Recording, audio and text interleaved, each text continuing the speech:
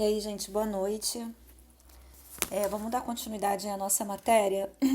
A gente está aí no caderno de atividades.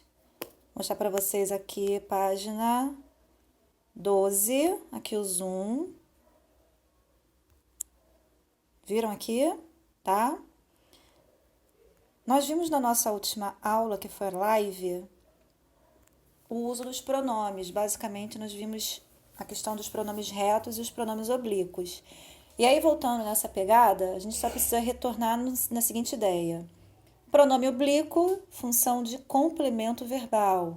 Pronome reto, função de sujeito dentro da oração, tá? Só para vocês relembrarem isso. E aí, na página 12, vocês vão ver uma matéria que é nova, vocês nunca viram. Então, já quero adiantar o seguinte para vocês não ficarem preocupados. Teremos live para a próxima semana. Essa semana que vai entrar já está toda preenchida. Então, eu não tenho como fazer. Então, vamos deixar para a próxima semana, tá? Então, não se preocupem. Vamos dar uma olhada aí. Quando a gente fala em coesão, nós estamos falando no emprego de palavras que vão permitir a relação existente entre as partes do texto. Então, o que eu estou querendo dizer com isso?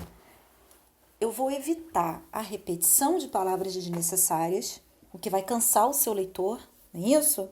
E além de eu evitar também a repetição desnecessária, eu vou fazer a progressão textual utilizando os conectivos da nossa língua.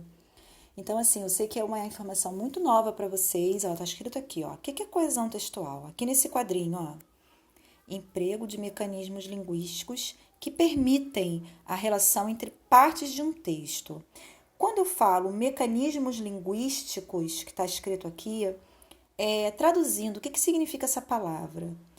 São as classes gramaticais da nossa língua que vão nos ajudar a fazer a progressão ou ainda fazer a substituição dessas palavrinhas dentro do nosso texto.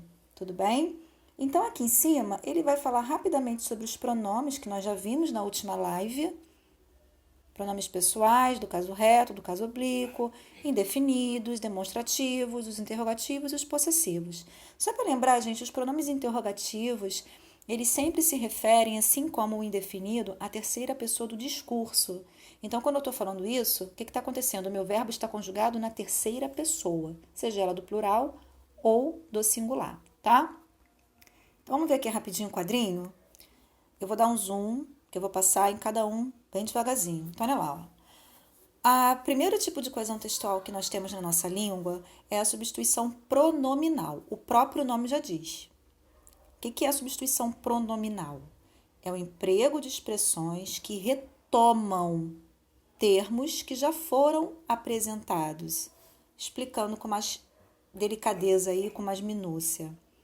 Quando eu utilizo a retomada, o próprio nome diz, eu estou retornando. Então, para vocês entenderem, dentro desse tipo de coesão, eu vou retomar uma palavra que já foi escrita. Mas eu vou repeti-la? Não. Eu vou utilizar o pronome. E aí, ó, vamos voltar aqui, ó. Podem ser pronomes pessoais, indefinidos, demonstrativos, ou ainda, raramente, os interrogativos. Possessivo também aparece. Mas quais são os que aparecem mais aqui na substituição pronominal? São os pessoais, do caso reto, do caso oblíquo, os indefinidos, os demonstrativos e ainda os pronomes relativos que não estão aparecendo aqui, mas nós vamos ver na live, tá? Coesão textual, referencial. Referencial deriva da palavra referente, que significa o emprego de expressões que vão evitar a repetição de termos já apresentados. Pessoal, se você parar para pensar e refletir aqui, ó, é muito parecido, né? Substituição pronominal com a coesão referencial. Eu quero que vocês entendam que a referencial, ela vai fazer, ó, é até repetitivo, ó, referência a algo que já foi citado dentro do texto, tá? Você pode retomar ou ainda adiantar. Isso é uma movimentação textual. Vocês não verão isso no 7º ano com tanta, digamos assim, com tantos detalhes. Vocês vão ver isso lá no 8º. No 8º, vocês vão ver quais são esses movimentos de retomada ou de antecipação. Só para adiantar, anáfora é quando eu estou retornando e catáfora é quando eu estou adiantando. E aí, para fechar, a sequencial, o próprio nome já diz. Reparem que as coesões elas se entregam. Substituição pronominal já se entregou. Eu vou substituir por pronome. Coesão referencial, eu vou o quê? Evitar a repetição de um termo, que é o referente. Uma observação aqui importante.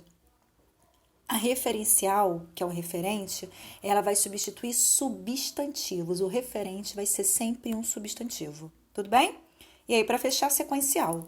Sequência, né? Então, você vai dar sequência lógica. Eu quero que vocês entendam o que é a lógica. Lógica é quando aquilo que você está explicando, aquilo que você está escrevendo faz sentido para o seu leitor ou para o seu ouvinte. Então, a sequencial, ela vai dar a sequência lógica do seu encadeamento de ideias. Lá no ensino médio, vocês vão ver isso com mais detalhes, tá? Para vocês escreverem uma redação linda lá para o Enem. Mas vamos ver aqui, ó. Emprego de expressões que permitem um vínculo entre partes de um texto. Então, explicando assim mais detalhadamente. A sequencial, ela vai criar condições para que o seu texto progrida. Então, imagina uma corda. Se eu corto um pedaço dessa corda, eu não vou ter a mesma coisa. Ela vai diminuir. Se eu quiser a corda para um fim específico, de repente eu não vou conseguir. Imagina, por exemplo, um cordão de ouro. Ela não tem elos. Se em algum momento eu quebro, eu parto o meu cordão, eu não vou conseguir mais usar o meu cordão. A sequencial usa isso, exatamente os elos. Que elos são esses? As flexões dos verbos, as conjunções, as preposições e também alguns advérbios, que nós vamos ver com mais detalhes, tá? Pessoal, vou dar uma pausa porque o vídeo está ficando grande e já volto.